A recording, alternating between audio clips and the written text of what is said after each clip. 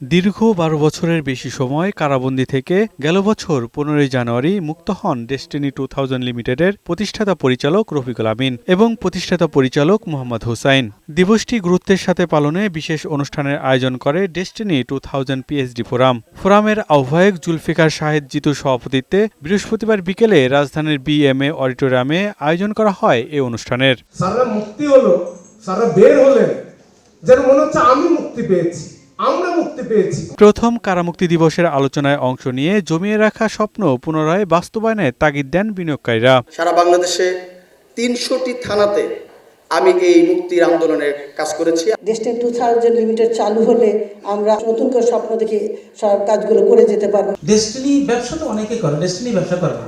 ডেস্টিনির comeback করা বা স্যারদের মুক্তি, এটা পৃথিবীর ইতিহাসে এক বিরল ঘটনা। এই সময় প্রতিষ্ঠানটির প্রতিষ্ঠাতা পরিচালক মোহাম্মদ হুসাইন তার কারাবন্দী জীবনের স্মৃতিচারণ করেন। জীবনটা কি জিনিস আপনারা আসেন দেখে, আমরা তো 12 বছর কাটছি আর 12 মাস খাইকে দেখেন না। এত কষ্ট করেছি কাদের জন্য? আমাদের ডেস্টিনি পরিবারের জন্য। ডেস্টিনি পরিবার 45 লক্ষ লোকের পরিবার। আমি এবং রফিকুল আমিন কিন্তু মালিক না, আপনারা সবাই মালিক। এটা নিজের নানা প্রতিকূল পরিস্থিতির কথা তুলে ধরেন প্রতিষ্ঠানটির প্রতিষ্ঠাতা পরিচালক ডক্টর মোহাম্মদ রফিকুল আমিন। বলেন, শিগগিরই নতুন উদ্যমে ডেস্টিনির ব্যবসা শুরু করা হবে।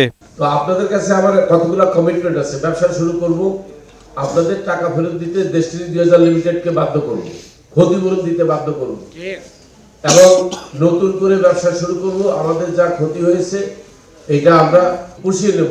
ক্রেতা পরিবেশক যারাই আন্তরিকতা নিয়ে এখনো যুক্ত আছেন তারা শুধু সহকর্মী নন, ডেস্টিনি পরিবারের গুরুত্বপূর্ণ সদস্য বলেও মনে করেন রফিকুল আমিন। পিয়াস মাহমুদ, বৈশাখী সংবাদ, ঢাকা।